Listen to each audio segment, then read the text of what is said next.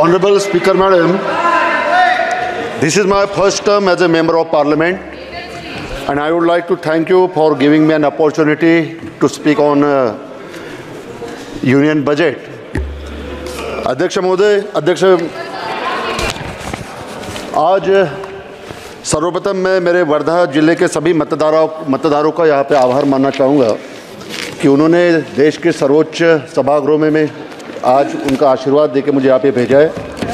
इसलिए मैं उन सब मतदाताओं का सर्वप्रथम यहाँ पे आभार मानूंगा।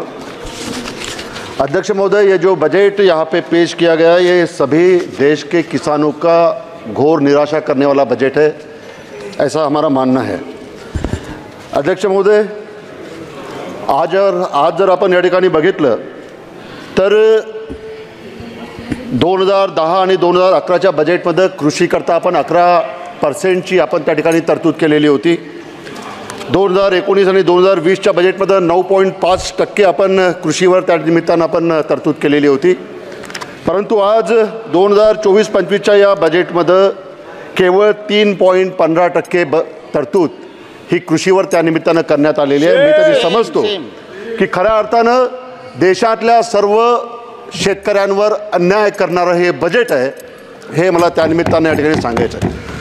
अध्यक्ष महोदय, आजच्या या कार्यक्रमाच्या निमित्तानं या चर्चेच्या माध्यमातून अनेक मान्यवर सदस्यांचे या ठिकाणी विचार आम्ही ऐकले, परंतु मी या ठिकाणी आपल्याला सांगू इच्छितो की महाराष्ट्रामधून आम्ही येतो आणि महाराष्ट्रातल्या विदर्भामधून मी या ठिकाणी प्रतिनिधित्व करतोय।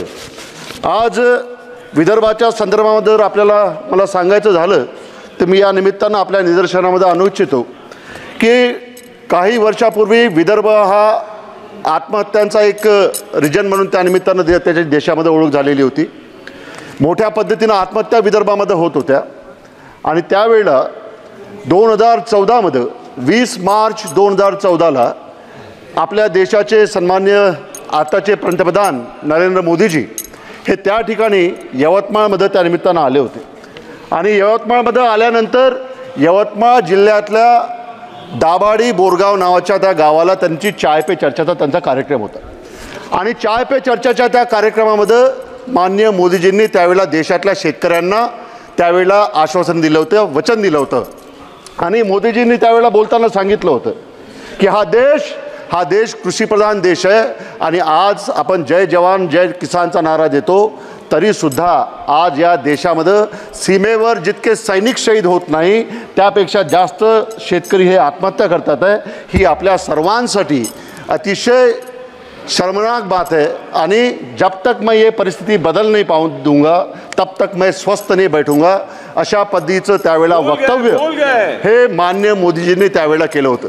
त्यावेळेला मोदीजींनी बोलताना आम्हाला सांगितलं होतं की तुमचा जो शेतमाल आहे त्या शेतमालाला जो आम्ही हमीभाव देऊ तो तुमच्या उत्पादन खर्चावर आधारित हमीभाव देऊ, हे त्यांनी आम्हाला सांगितलं होतं। उन्होंने हमको बताया था, त्यांनी आम्हाला सांगितलं होतं की तुमचं उत्पन्न आम्ही दुप्पट करू, स्वामीनाथन आयोगाच्या शिफारशी आम्ही लागू करू, हे सुद्धा माननीय मोदी साहेबांनी आम्हाला सांगितलं होतं।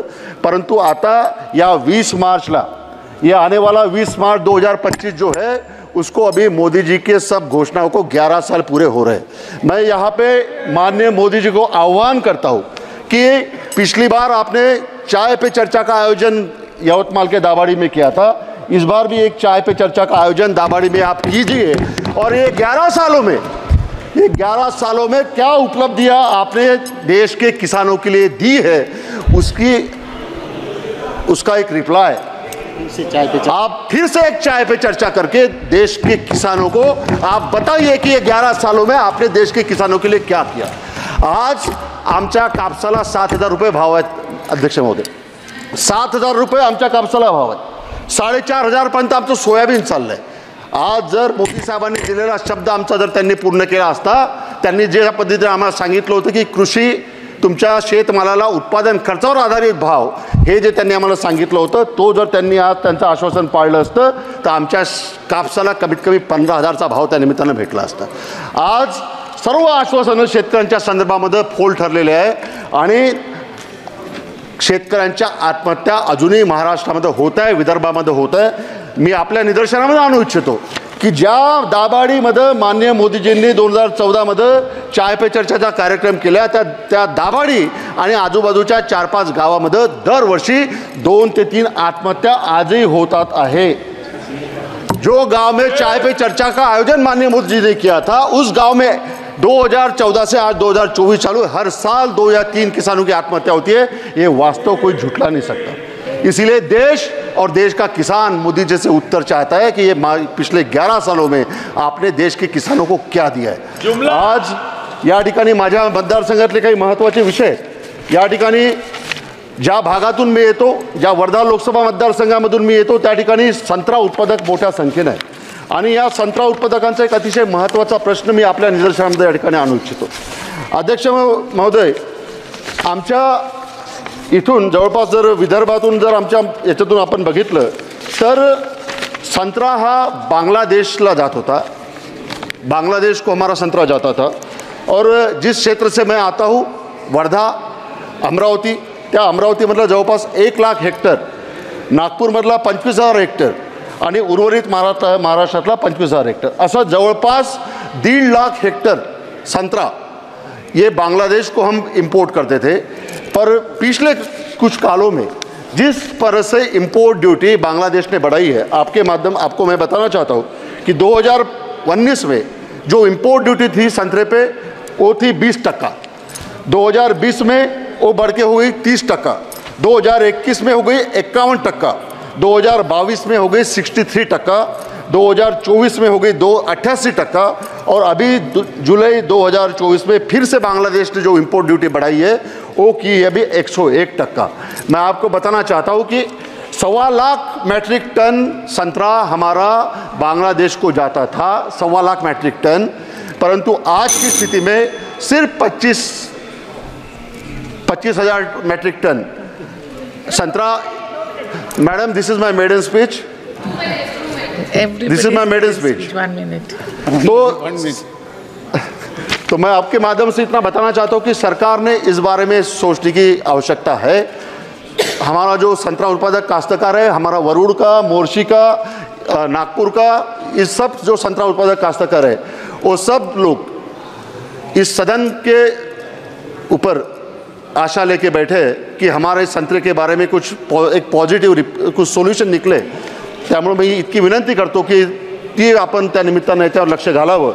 आज फार जास्त बोलणार नाही, फक्त इतकंच सांगू इच्छितो की एक महत्त्वाचा विषय, PM आवास योजना आपण 3,000 करोड 3 करोड नवीन PM आवासची घोषणेची आपण या ठिकाणी केलेली आहे। परंतु मी आपल्याला सांगू इच्छितो की आज 1,20,000 रुपये आपण PM आवासला देतो, ग्रामीण भागातला 1,20,000, 1,20 lakhs, 1,20,000 रुपये आपण PM आवास करता देतो। अध्यक्ष महोदय, 1,20,000 में एक साधा शौचालय सुद्धा अपन बरोबर बनू शकत नहीं। एक टॉयलेट बनाने के लिए भी 1,20,000 रुपये कम पड़ता है। तो मैं आपसे विनती करता हूँ कि ये 1,20,000 में वाढ व्हायला पाहिजे। आणि पुन्हा माझी इतकी विनंती राहील की ज्या पद्धतीनं निर्मला सीतारामनजींनी, बस एक आखरी 2 मिनटं, शेवटचे 2 मिनटं, लास्ट 2 मिनिट्स मॅडम फक्त, आणि निर्मला सीतारामनजींनी या ठिकाणी बजेट वाचून दाखवलं, पेश केलं। मला देशातल्या महिलांकडनं, देशाच्या महिलांना निर्मलाजींकडनं फार अपेक्षा होत्या, परंतु महिलांच्या संदर्भामध्ये काहीही या बजेटमध्ये झाले नाही। मी आपल्याला सांगू इच्छितो की आरोग्य उपकेंद्रामध्ये ज्या कार्यरत PTAL आहेत, म्हणजे पार्ट टाइम अटेंडंट लेडी, यांना 3,000 रुपये महिना आपण देतो, त्याच्यातलं 2,900 रुपये स्टेट देता आणि सेंट्रल 100 रुपये, 100 रुपये। मॅडम एक last 1 minute, madam last minute, madam last minute, बस संपवलंय madam, madam sir person. Thank you madam.